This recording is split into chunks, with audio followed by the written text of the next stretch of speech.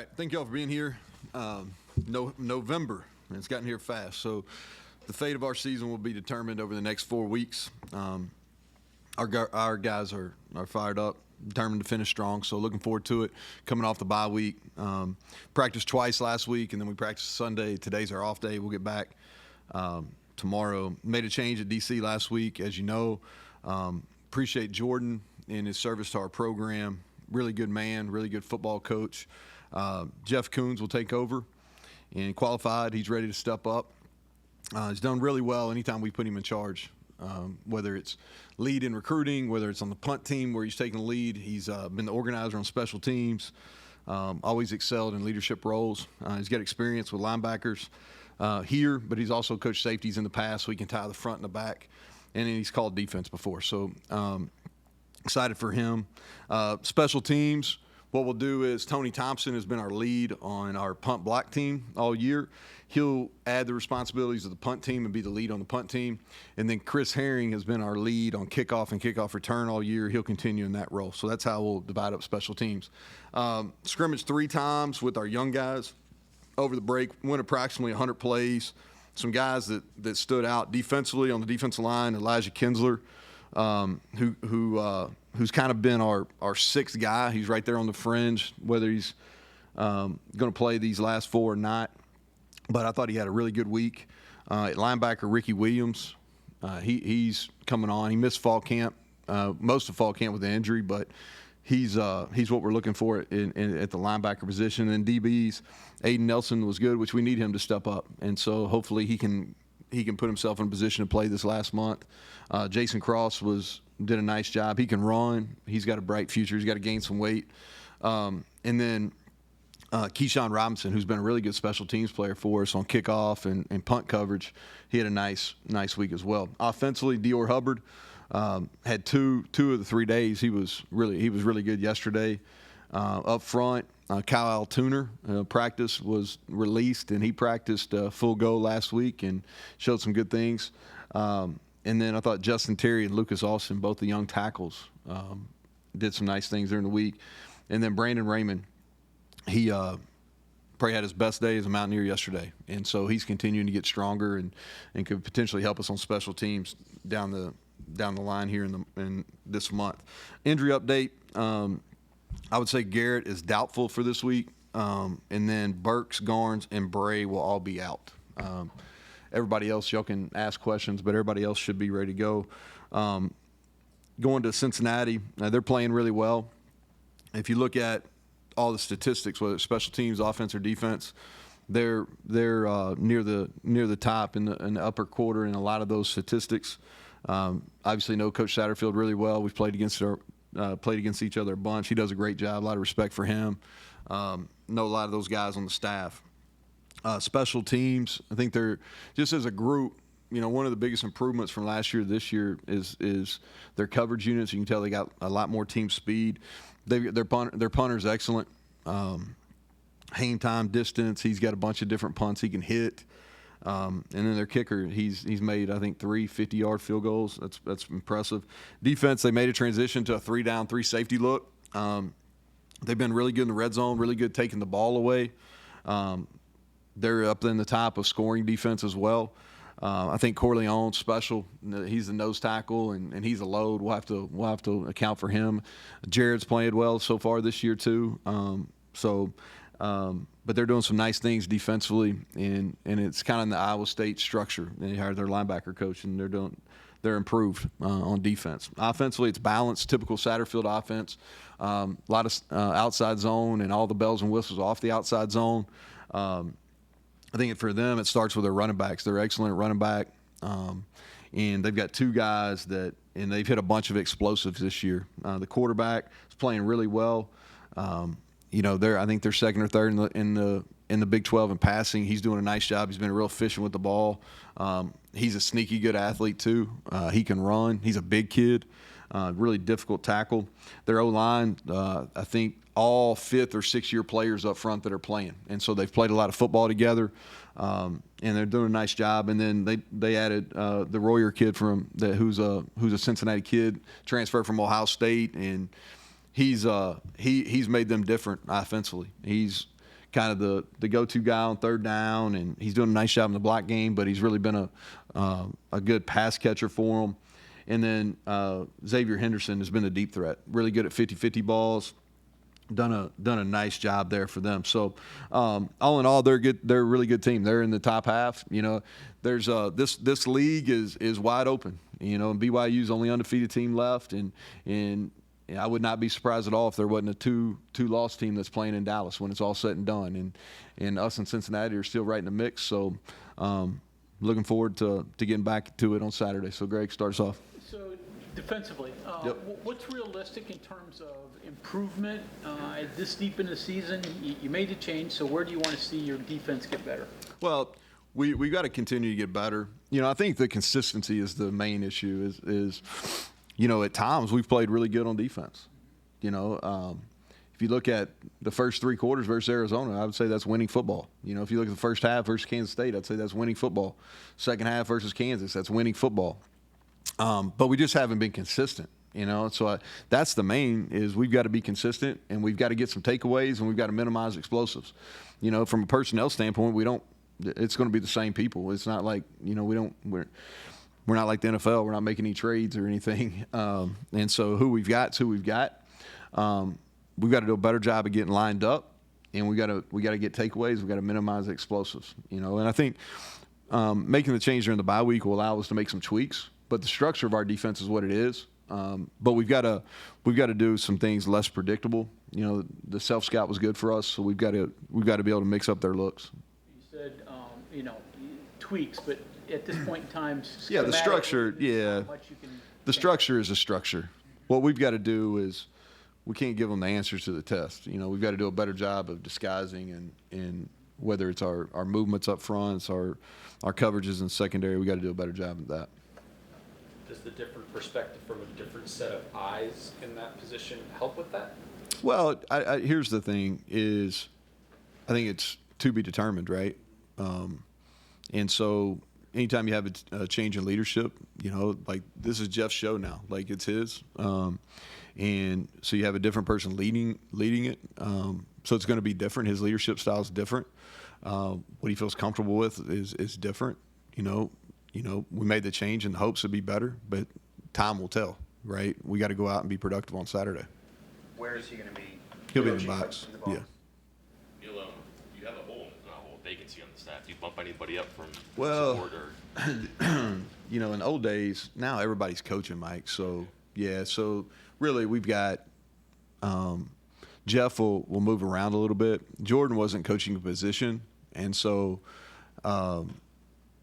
We've got a young coach that's really he's doing a nice job. Nardo's done a good job helping Jeff. So Jeff will maybe move around and Nardo will handle some individual stuff.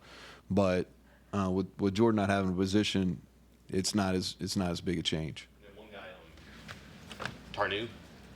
KK. Yeah. Yeah, he'll be get that back. right eventually. Yeah. Yeah. Better. He's better. He'll practice tomorrow, and you know, unless there's any setbacks on Tuesday and Wednesday, we feel pretty good about him. Same with Wyatt.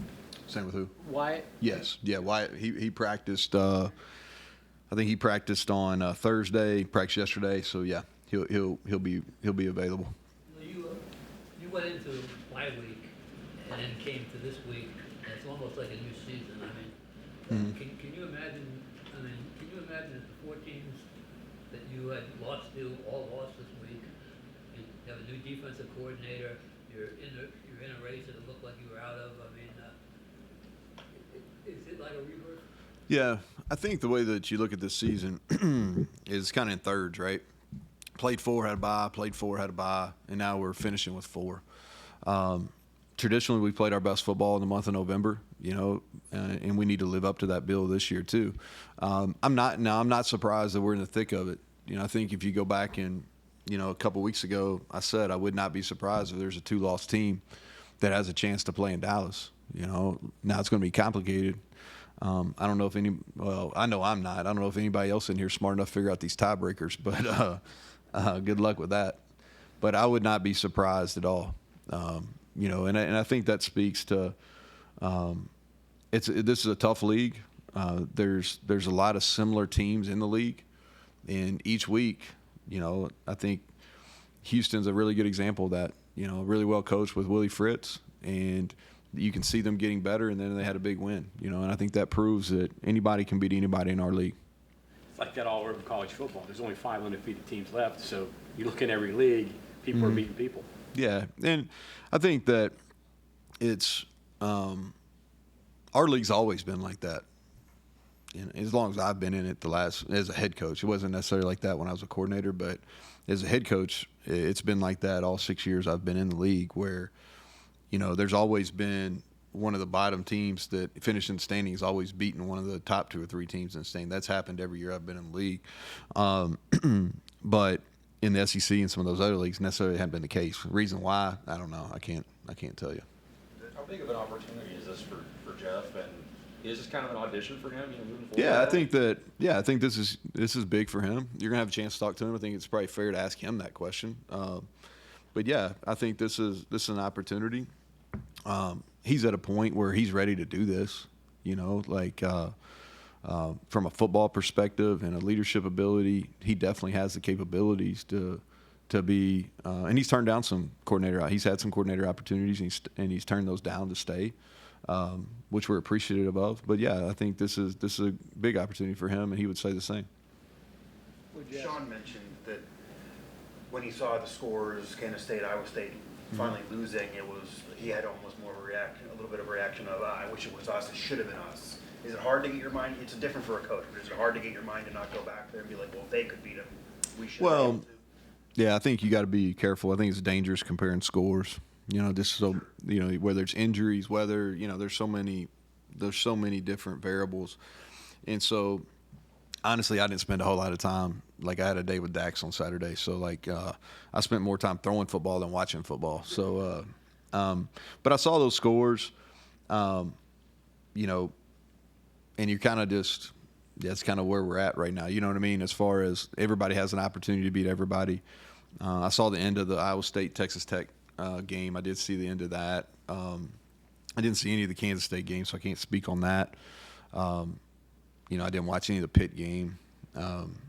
But I think it's just for us, it's what's, did we miss an opportunity versus Iowa State? Yes. Did we have some injuries that hindered our opportunity against Kansas State? Yes. But it doesn't do us any good to look back. For me, it's about looking forward.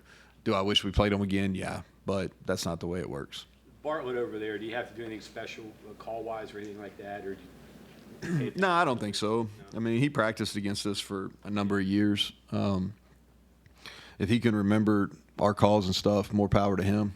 I have a hard time remembering from spring to fall camp. So if he can remember them, more power to him. Now he's a good person, and he did a nice job here, and he left on good terms, and so there's no issues there. I'm happy for him. I hope he plays well every time except for this Saturday. What did you ask Nico to do this week? Where can he still expand his game? Yeah, so I think that first of all, he was really efficient in the game, and he didn't turn it over. So I think you start with what does he need to sustain? So he needs to sustain taking care of the football. He needs to sustain being efficient and moving the chains on third downs. That's what he needs to sustain. Now, what do we need to improve on? We've got to hit some big balls. We've got to take some shots down the field, which he did. He hit the big one to Traylon, missed a couple, but we have to continue to grow in that area. There was some decision making in the run game that we need to clean up, and a couple third downs that he can make a little better decision on. But I'm pleased. I think that for us, it's about putting him in the best situation possible, and from a game planning perspective and how we're calling it. And if we continue to do that, then I believe he'll play well. Does it change a little bit now with Garrett? I mean, he's not back, but you're looking at maybe a month between games for him by the time he does get cleared in practice, and Nico having plenty of runway to be a starter. Yeah, I think that I don't know. I'll have to.